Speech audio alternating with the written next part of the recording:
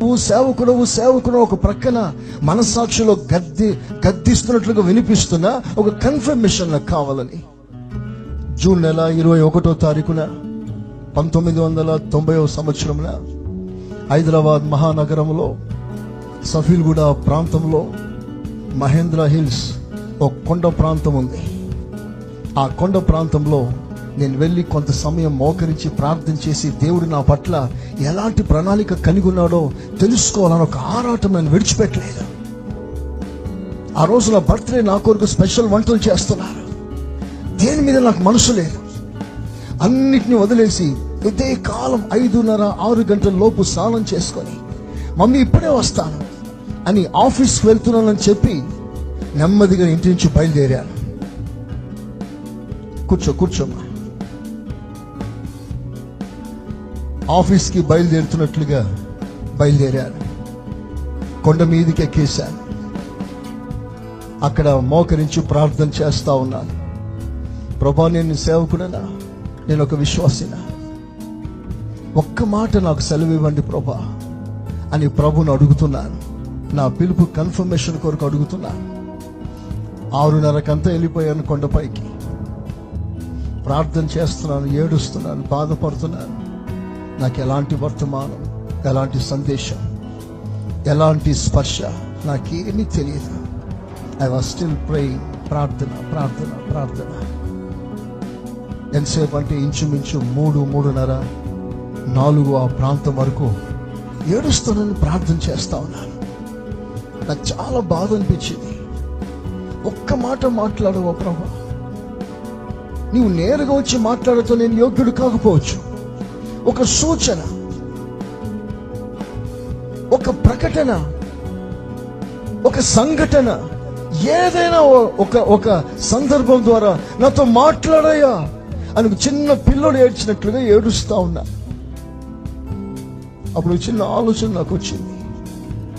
రాళ్ళన్నీ ఏరుకుని మోకాల కింద వేసుకున్నాను. దాని మీద మోకరించాను. నా బాధ చూస్తే దేవుడు త్వరగా మాట్లాడతాడేమోనని నా గుండెల్లో మండుతున్న మంట అది. ఆ రాళ్ళ మీద మోకరించాను. 2 చేతులు పైకెత్తేశాను. ప్రార్థన చేస్తున్నాను, ప్రభా నాతో మాట్లాడయ్యా. ఇంచుమించు 5 గంటల ప్రాంతం, 2-3 గంటల సేపు ఇలాగే మోకాల మీదనే ఉన్నాను. మోకాల మీద ఉన్న తర్వాత వెంటనే దేవుడు నాతో స్పష్టంగా మాట్లాడుతున్నాడు. దేవుని వాక్యం చదువు. నేను వెంటనే బైబిల్ తీశాను, చదవడం ప్రారంభించాను. ఏదో ఒక కాంటెక్స్ట్ వచ్చింది, చదువుతున్నాను. నాకేం అర్థం కావట్లేదు. ఏంటి ప్రభా అని ప్రార్థన చేస్తూ చదువుతున్నాను. ఏమీ అర్థం కాలేదు. సడన్లో ఒక నిమ్మలమైన గాలి నన్ను తాకింది. Very cool breeze. ఆ గాలి తాకిన వెంటనే నా రోమాలని లేచి నిలబడ్డాయి. ఒకలాంటి షాక్ నాకు అనిపించింది. వెంటనే చదువుతున్న పేపర్లని పరపర తిరిగిపోయి సడన్లో ఒక చోట అలా ఆగిపోయింది.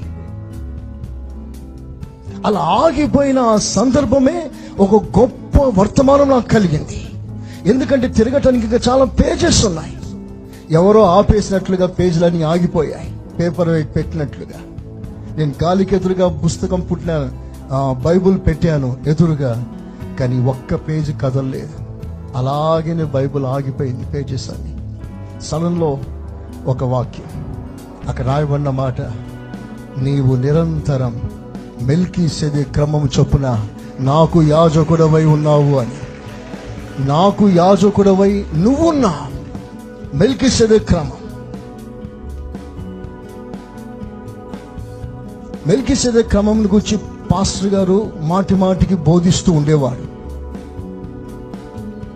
తను వివాహితుడైన, వివాహము కాని సేవే ఘనమైంది, అది మరింత మహిమ గలది అని తను చెప్తూ ఉండేవాడు. మెల్కీసెదెకు క్రమం అంటే వివాహం లేకుండా బ్యాచులర్ గా ప్రతిష్ఠించుకొని సేవ చేయుట.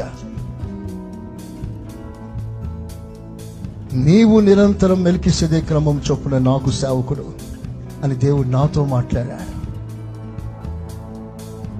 ఆ సమయంలో నా జీవితం ఆల్రెడీ మ్యారేజ్కి 1-2 months దగ్గరలో ఉందంతే.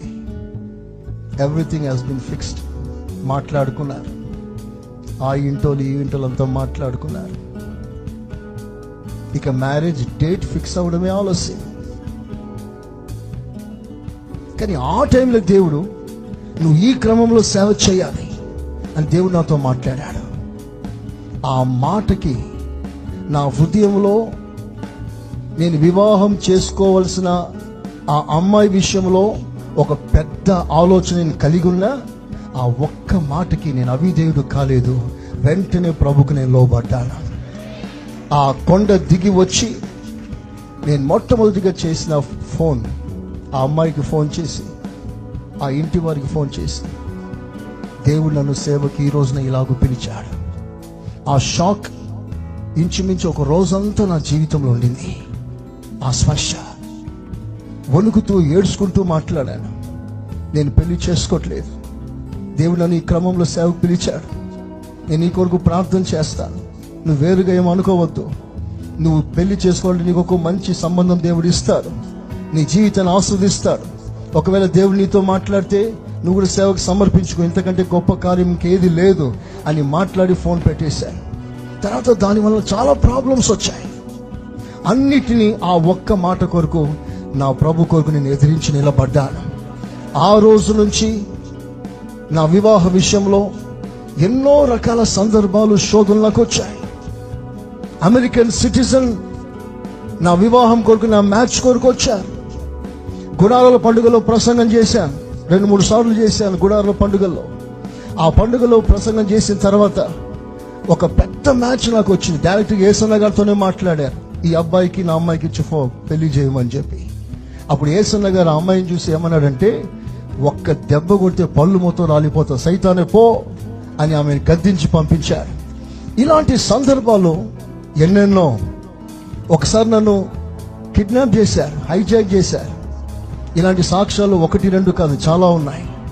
నన్ను పెళ్లి చేసుకోవాలని నన్ను ఒత్తిడి చేసి, నన్ను కిడ్నాప్ చేసి ఒక ప్రాంతానికి తీసుకెళ్లి బలవంతం చేశారు. ఇలాంటి సాక్ష్యాలు 100 ఉంటాయి. కానీ దేవుని మహాకృప వలన ఆ రోజు నన్ను పిలిచిన దేవుడు నమ్మదగిన దేవుడై ఉన్నాడు. అందరం చేతులెత్తి స్తోత్రం చెప్దామా? ఆ రోజు పిలిచిన ఆ పిలుపు తగినట్లుగా ఈ రోజు వరకు ఈ కృపలో నిలిచే కృప, భాగ్యం సర్వోన్నతుడైన దేవుడు నాకు అనుగ్రహించాడు. అందరం చేతులు పైకెత్తి నాతో కలిసి స్తోత్రాలు చెప్దామా? స్తోత్రం, స్తోత్రం, స్తోత్రం. నీ ప్రేమే నన్ను ఆదరించేను, నీ ప్రేమే నన్ను ఆదరించేను.